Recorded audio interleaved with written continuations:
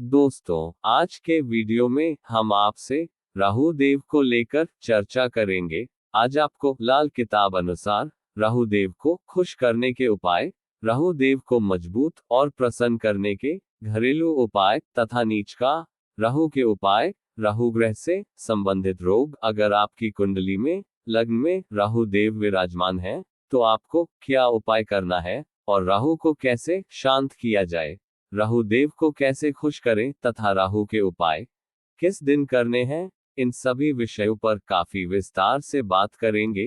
तो दोस्तों, आज का वीडियो थोड़ा लंबा जरूर होने वाला है, लेकिन आज के वीडियो के बाद राहु देव को लेकर के किसी तरह का कोई प्रश्न आपके मन में नहीं रहेगा। तो दोस्तों, सबसे पहले तो आप सभी का आपके अपने YouTube चैनल मेरे प्रभु में बहुत बहुत स्वागत है। दोस्तों, हमारे चैनल पर लाल किताब की एक संपूर्ण सीरीज प्रसारित की जा रही है, इसलिए आप चैनल को सब्सक्राइब जरूर करें, जिससे जिस ग्रह से संबंधित उपाय आप जानना चाह रहे हैं वह वीडियो आपको समय पर प्राप्त हो सके।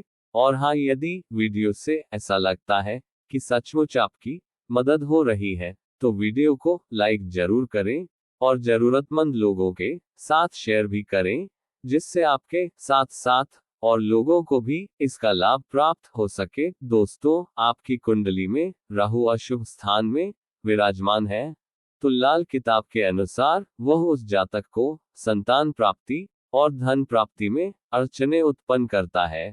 इसके प्रभाव में धन हानि के योग भी बनते हैं।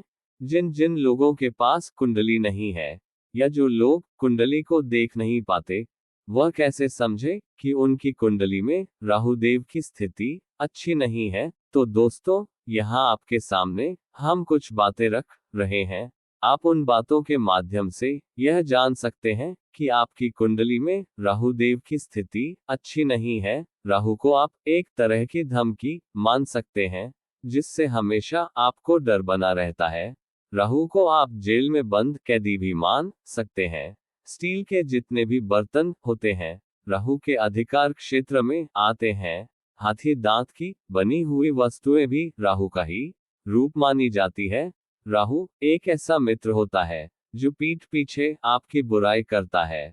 अगर किसी व्यक्ति ने दत्तक पुत्र लिया हुआ है तो वह भी राहु की देन है। सभी नशे की वस्तुएं राहु ही होती हैं। राहु आपके मन में पैदा हुआ वह क्रोध होता है जो बहुत लंबे समय के बाद भी शांत नहीं होता। राहु एक ऐसा बदला होता है जिससे लिया नहीं गया।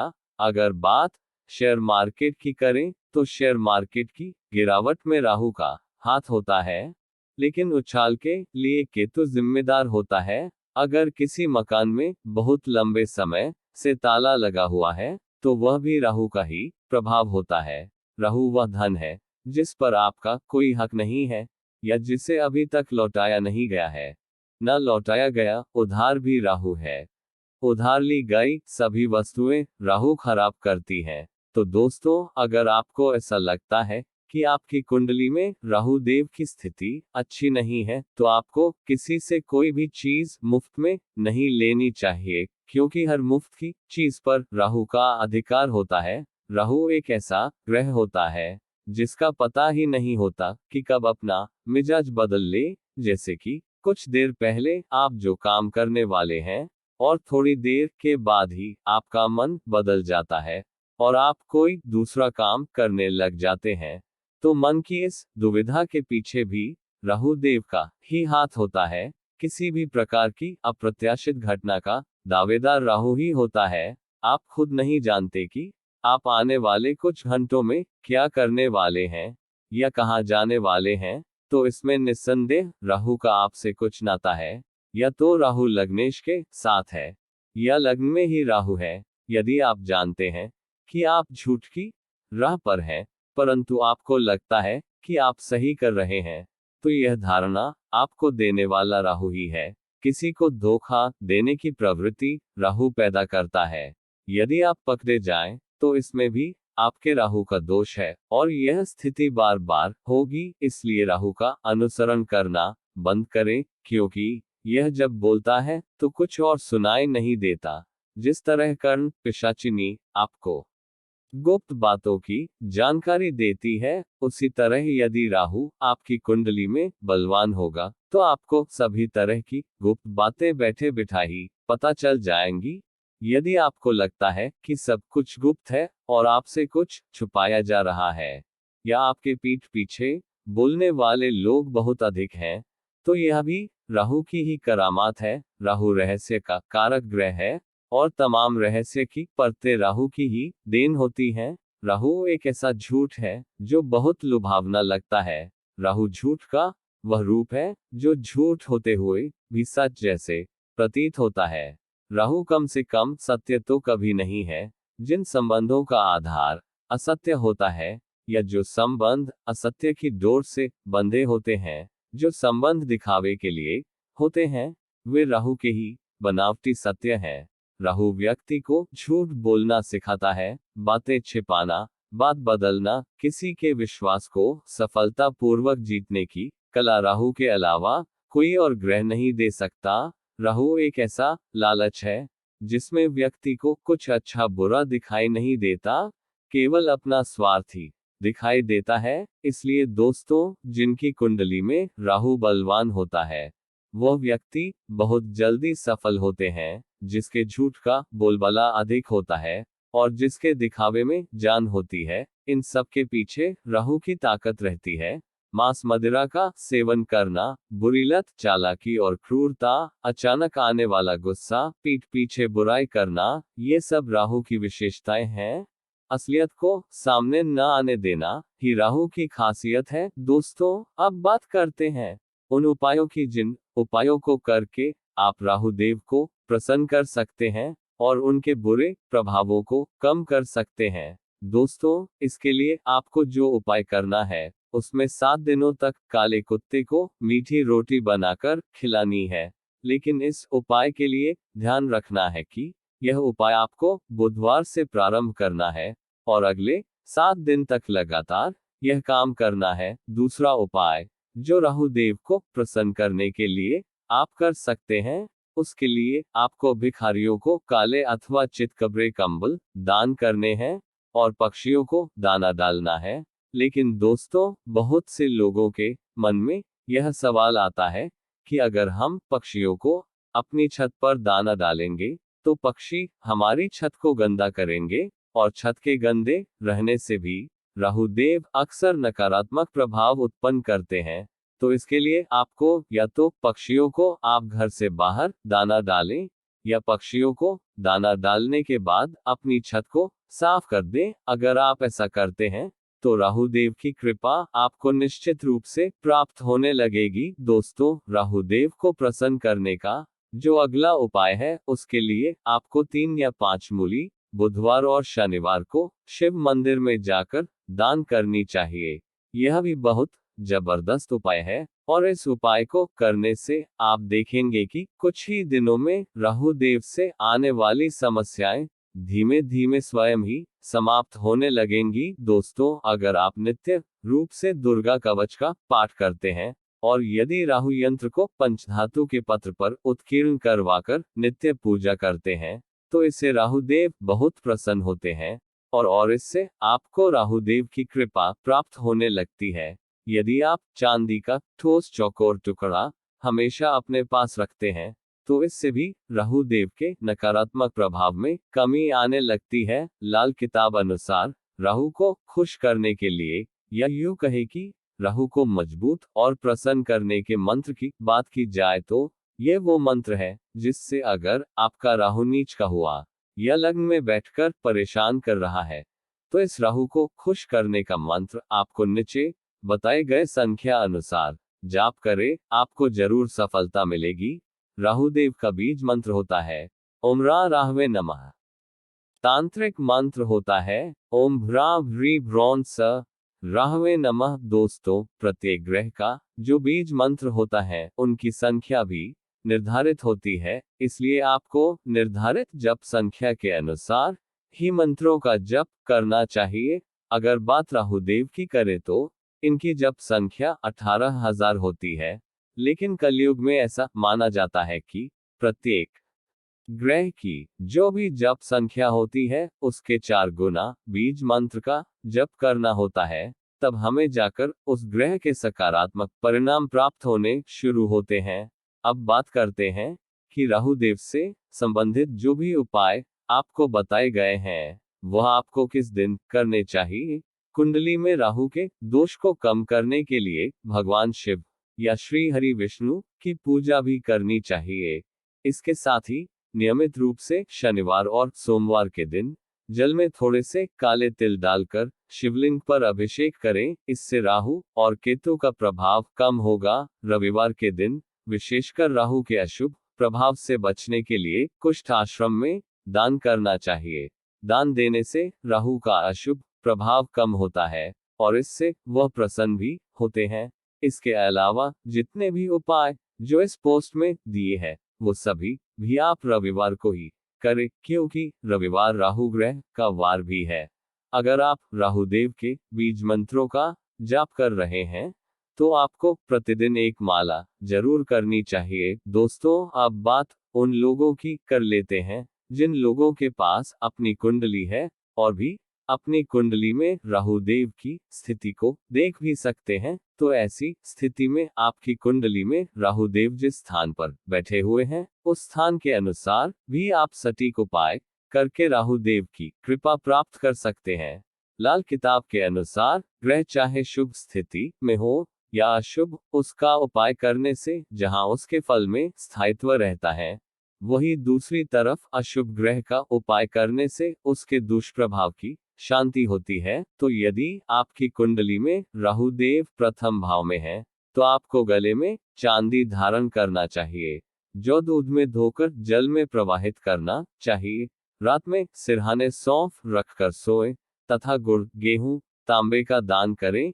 यदि कुंडली के द्वितीय भाव में स्थित है तो आपको ठोस चांदी अपने पास रखना चाहिए। चांदी की गोली गले में पहनना चाहिए। घर में मंदिर की स्थापना नहीं करना चाहिए। यदि आपकी कुंडली के तृतीय भाव में राहु देव स्थित हैं तो आपको हाथी का खिलौना घर में नहीं रखना है और न ही हाथी दांत को घर में रखना है। अगर आप यह दोनों काम करते हैं तो राहु देव के नकारात्मक प्रभाव से बच सकते हैं। यदि राहु देव किसी जातक की कुंडली के चतुर्थ भाव में स्थित हैं तो उसे प्रतिदिन नहाने के पानी में गंगाजल जरूर मिला लेना चाहिए और चांदी की 4 गोली सफेद कपड़े में बांधकर हमेशा अपने पास रखनी चाहिए। यदि आप राहु देव की विशेष कृपा प्राप्त करना चाहते हैं तो निरंतर रूप से अपनी माता की सेवा करें और जो से 4 गुना दूध मिलाकर समय समय पर जल में प्रवाहित करते रहे। यदि राहु देव किसी कुंडली के पंचम भाव में स्थित है तो उससे कभी भी हाथी दांत घर में नहीं रखना चाहिए। इसके स्थान पर चांदी का हाथी चांदी की कटोरी में जल डालकर जरूर रखना चाहिए। पंचम घर के राहु वाले व्यक्ति को भोजन हमेशा रसोई घर में बैठकर ही करना चाहिए और जब उस जातक की शादी को 10 साल हो जाए तो उसे अपनी पत्नी से एक बार दोबारा शादी करनी चाहिए। ऐसे जातक को हमेशा अपनी वाणी में मधुरता रखनी चाहिए और दातुन करने के लिए कीकर का उपयोग करना चाहिए। जिन लोगों की कुंडली के छठे भाव में राहु देव विकसित होते हैं, हमेशा काले रंग का कुत्ता पालना चाहिए और ज्यादा से ज्यादा भाई के साथ रहने का प्रयास करना चाहिए। अंखियों को हमेशा शराब, अंडा, मांस से परहेज रखना चाहिए और सिक्के की गोली बनाकर हमेशा अपने पास रखनी चाहिए। अगर किसी जातक की कुंडली के सप्तम भाव में राहु देव स्थित होते हैं तो उन जातकों को चांदी का एक चौकोर टुकड़ा हमेशा अपनी जेब में रखना चाहिए और 43 साल की उम्र के बाद कुत्ता जरूर पालना चाहिए। ऐसे व्यक्तियों को किसी भी प्रकार के व्यवसाय में साझेदारी करने से बचना चाहिए और शराब की 4 बोतलें खोलकर चलते हुए पानी में डाल देनी चाहिए। व्यक्ति को अपने वजन के बराबर जो दूध में धोकर चलते पानी में प्रवाहित करनी चाहिए। यदि किसी जातक की कुंडली के अष्टम भाव में राहु देव स्थित हैं तो उन्हें चांदी का एक चौकोर टुकड़ा हमेशा अपने पास रखना चाहिए और रात को सोने से पहले अपने सिरहाने सौंफ रखकर सोना चाहिए। ऐसे व्यक्तियों को हमेशा बेईमानी करने से और गलत काम करने से बचना चाहिए। ऐसे व्यक्तियों को भूलकर भी बिजली का कारोबार नहीं करना चाहिए और समय समय पर जल में सिक्का प्रवाहित करते रहना चाहिए। ऐसा व्यक्ति यदि व्यापार में तरक्की चाहता है और धन में वृद्धि चाहता है तो मंदिर में बादाम चढ़ाकर उनमें से आधे बादाम घर में रखनी चाहिए और कुछ दिन घर में रखने के बाद उन्हीं बादाम को बहते हुए पानी में प्रवाहित कर देना चाहिए। जिस किसी भी जातक की कुंडली के नवम भाव में राहु देव स्थित होते हैं, उन्हें हमेशा पिता के साथ रहकर उनकी सेवा करनी चाहिए, ईमानदारी की कमाई ही खाना चाहिए और बेईमानी से हमेशा बचना चाहिए। ऐसे व्यक्तियों को घर में कुत्ता जरूर पालना चाहिए और ससुराल से भी अच्छे संबंध रखने चाहिए। जिन लोगों की कुंडली के नवम भाव में राहु देव स्थित होते हैं, उन्हें नीले और काले रंग के कपड़े दान नहीं करने चाहिए और ना ही किसी व्यक्ति से बिजली का सामान मुफ्त में लेना चाहिए। समय समय पर ऐसे व्यक्तियों को धर्म कर्म के काम करते रहना चाहिए। यदि किसी जातक की कुंडली के 10वें घर में राहु देव स्थित होते हैं, तो ऐसे व्यक्तियों को हमेशा अपना सिर ढक कर रखना चाहिए। शराब अंडा मांस का सेवन करने से बचना चाहिए और ऐसे व्यक्तियों को रात के समय में दूध पीने से भी बचना चाहिए। यदि ऐसे व्यक्ति अंधे लोगों को अपने हाथ से बैठकर भोजन खिलाते हैं तो विशेष लाभ प्राप्त होता है। यदि किसी व्यक्ति की कुंडली में राहु देव एकादश भाव में स्थित हैं, तो ऐसे व्यक्तियों को अंडा और मांस से परहेज करना चाहिए और हमेशा पिता के साथ रहते हुए उनकी सेवा करनी चाहिए। ऐसे लोगों को सोने से बनी हुई कोई चीज हमेशा अपने शरीर पर धारण करनी चाहिए। जौ, सिक्के और नारियल बहते हुए पानी में समय समय पर प्रवाहित करते रहना चाहिए। गरीबों को पैसा दान करते रहना चाहिए।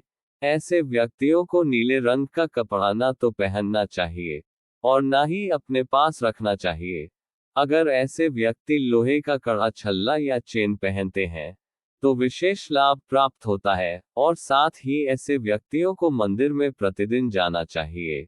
दोस्तों, अगर आपकी कुंडली के द्वादश भाव में राहु देव स्थित हैं, तो ऐसे व्यक्तियों को नशीली वस्तुओं का सेवन करने से बचना चाहिए और रात को सोने से पहले अपने सिरहाने सौंफ रखकर सोना चाहिए। ऐसे व्यक्तियों को रसोई घर में बैठकर ही भोजन करना चाहिए और दूसरों की बुराई करने से बचना चाहिए।